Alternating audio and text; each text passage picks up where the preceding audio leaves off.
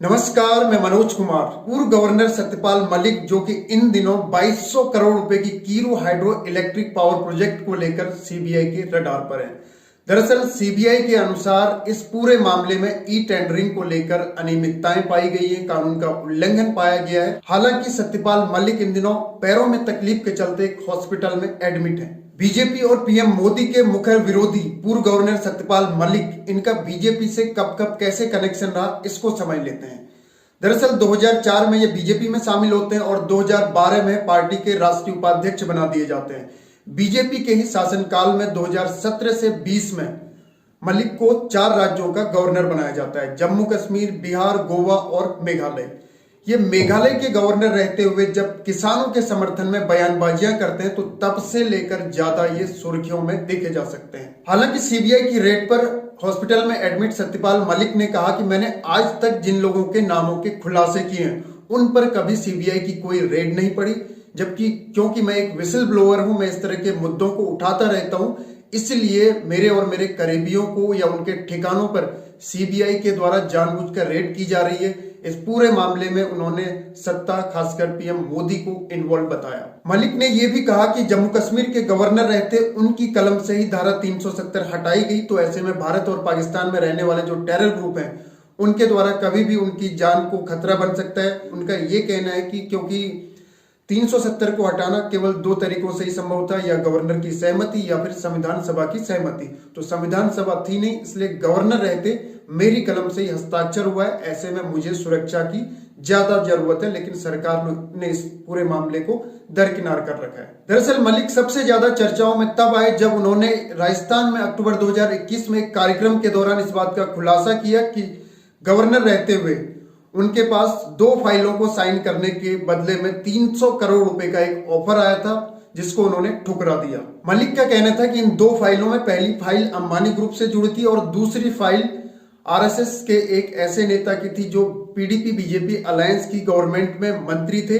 और ये उस समय क्योंकि जम्मू कश्मीर में बीजेपी के समर्थन वाली महबूबा मुफ्ती की सरकार थी, और मलिक का ये कहना था कि वहां पर जो है हमारे सचिव आते हैं मेरे पास और वो ये कहते हैं कि इस तरह का आपको एक ऑफर मिला है, इस पर आपको साइन करनी है। तो वो अपने सचिव से स्पष्ट तौर पर ये कह देते हैं कि मैं 5 जोड़ी कुर्ता पैजामा लेकर राजभवन आया हूं और ऐसे ही वापस चला जाऊंगा, मुझे इस तरह की कोई डील नहीं चाहिए। मलिक के इस बयान के आधार पर ही सीबीआई ने 2 एफआईआर रजिस्टर की और 14 जगहों पर छापेमारी की। मलिक को भी पूछताछ के लिए बुलाया गया। सीबीआई के द्वारा ये जो 2 एफआईआर दर्ज की जाती है, इनमें पहली एफआईआर है 60 करोड़ रुपए के मामले से जुड़ी हुई।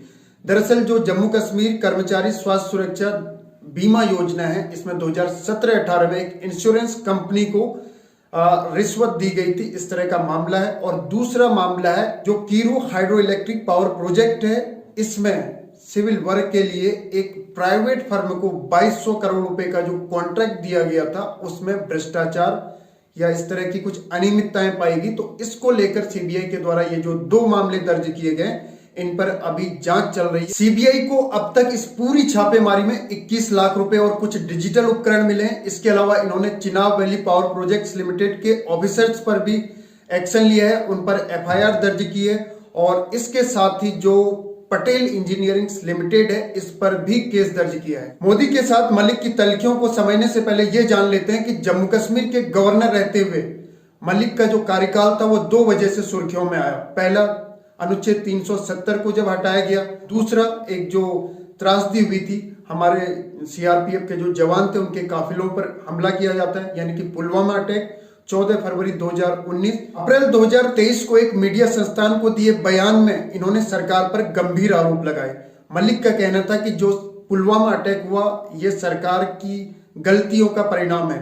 दरअसल इनका कहना था कि इसमें एक तो पर्याप्त सैनिटाइजेशन नहीं किया गया, दूसरा जो हमारे सैनिकों के लिए विमान की मांग की गई थी उसको भी गृह मंत्री ने नकार दिया था। मलिक का पीएम मोदी पर यह भी गंभीर आरोप है कि पुलवामा हमले को लेकर वो पीएम मोदी से मिले, उन्होंने पूरी चीजें बताई और ये भी कहा कि ये हमारा सिस्टम फेल्योर था, हमारी नाकामी की वजह से ये हुआ। तो इस पर मोदी ने जो है उनको चुप रहने की हिदायत दी और इस पर जो है कहीं भी कुछ भी न बोलने को उन्होंने कहा। मलिक का एक आरोप यह भी है कि पीएम मोदी पुलवामा अटैक का राजनीतिक लाभ लेते रहे, यानी वोट बटोरने के लिए इस पूरे मुद्दे को बार बार उन्होंने उठाया, लेकिन सुरक्षा के लिहाज से उनकी पूरी तरह से इसमें नाकामी दिखाई देती है। इसके साथ ही मलिक का यह भी कहना है कि जो नूह हिंसा है हरियाणा में, वो एक तरह से सांप्रदायिक सद्भाव को बिगाड़ने के लिए जानबूझकर 7 से 8 जगहों पर सत्ता पक्ष के लोगों के द्वारा इस तरह की चीजें की जाती हैं ताकि उसका राजनीतिक लाभ लिया जा सके। हालांकि इस पूरे मामले में कितनी सत्यता है कितनी नहीं, ये सब जांच का विषय है। लेकिन मलिक सबसे ज्यादा चर्चाओं में रहे हैं अक्सर किसानों के फेवर करने को लेकर। हाल ही में उन्होंने एक जब बयान दिया था किसी टीवी चैनल को, तो उनका स्पष्ट कहना था कि अगर किसान बॉर्डर पर रहें तो मैं राजभवन में कैसे रह सकता था, इसलिए मेरा बोलना बहुत जरूरी था और मैं बोला भी। इसके लिए मैंने काफी पहले से तैयारी की थी कि मैं अगर ऐसा बोलूंगा तो इसके इस तरह के परिणाम भी हो सकते हैं, और सोच समझकर ही मैंने इस तरह का बयान दिया। इसके अलावा वो महिला पहलवानों के समर्थन में आए, इसको लेकर भी चर्चाओं में आए थे। इसके साथ एक आध बार उन्होंने किसी सम्मेलन में इस तरह की बातें भी कही थी कि पीएम मोदी को हराने के लिए विपक्ष को एकजुट होना चाहिए। तो इस तरह के तमाम बयानबाजियों की वजह से पूर्व गवर्नर सत्यपाल मलिक अक्सर चर्चाओं में आते रहते हैं। लेकिन अभी ताजा मामला जो सीबीआई के द्वारा उनके कई ठिकानों पर या उनके करीबियों के जो कार्यालय हैं, ठिकाने हैं, उन पर रेड डाली जा रही है, तो उससे जुड़ा हुआ है। हालांकि ऐसे मौके पर दुष्यंत कुमार की वो पंक्तियां याद आ ही जाती हैं, मैं बहुत कुछ सोचता रहता हूं पर कहता नहीं, बोलना भी है मना, सच बोलना तो दरकिनार। तो आगे फिर होगी मुलाकात किसी नए मुद्दे के साथ। तब तक के लिए जय हिंद, जय भारत।